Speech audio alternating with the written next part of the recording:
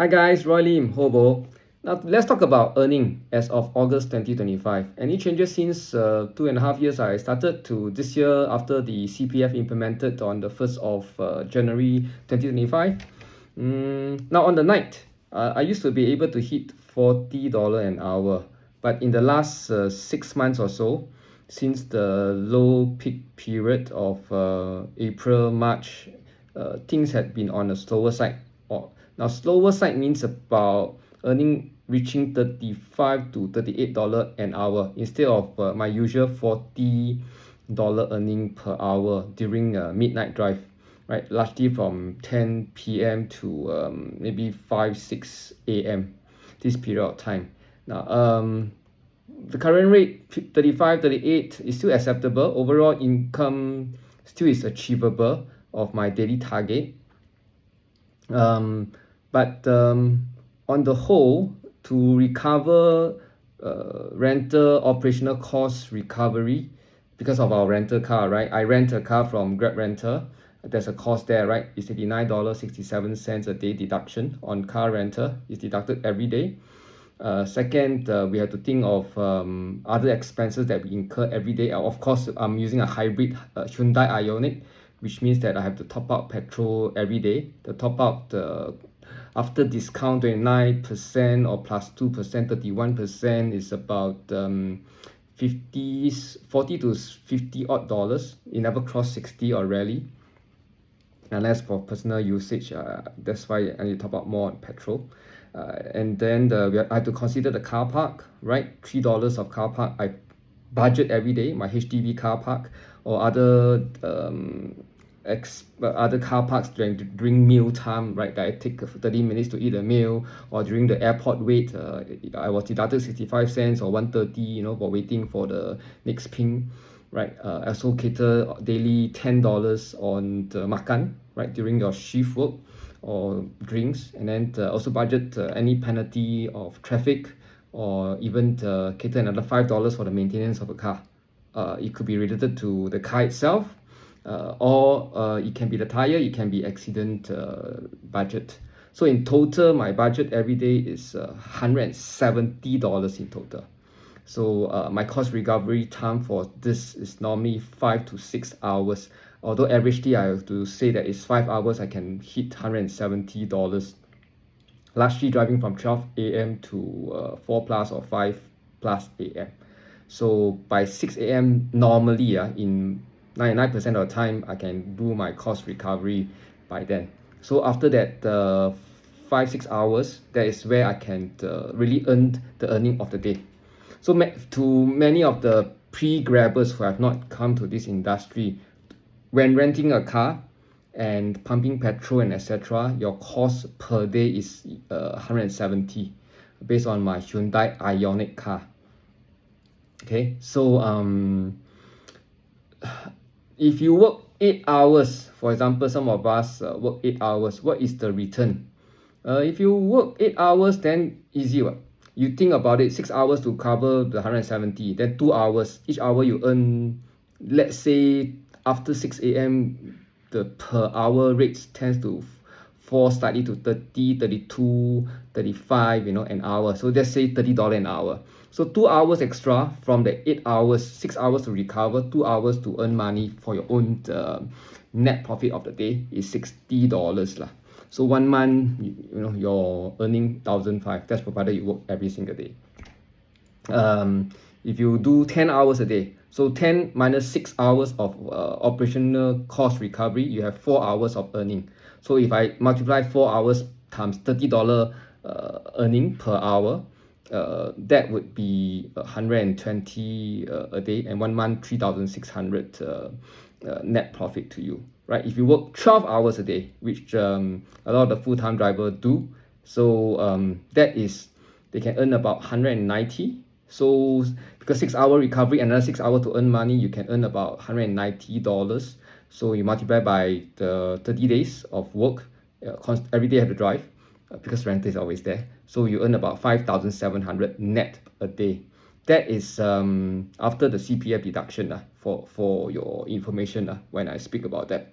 Because now every single trip, they will deduct the CPF every trip they will deduct the they will then deposit the CPF once a month to the CPF bot to your account, right? So this is I think it's a good system. I personally like CPF.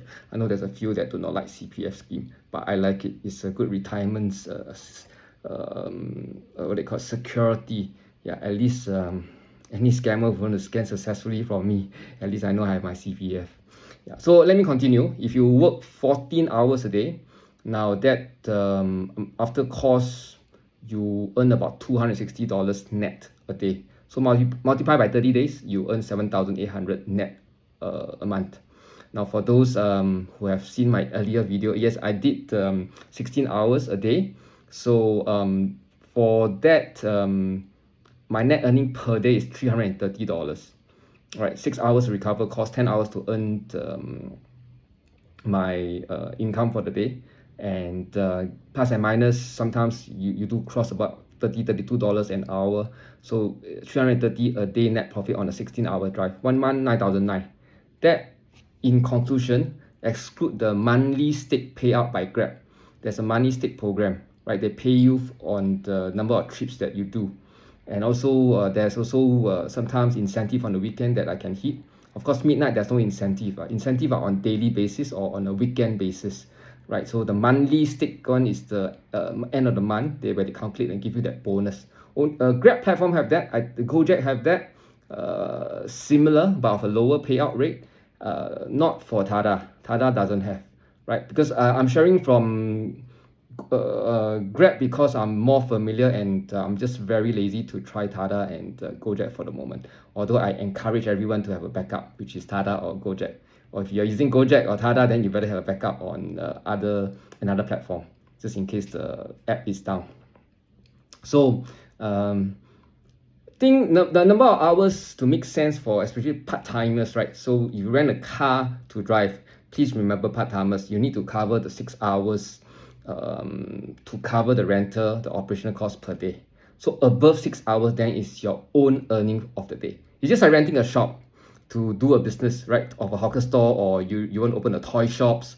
Same, your rental is recurring, right? To the landlord. Same thing, you need to work X number of days to cover the rental, and then thereafter is your profit.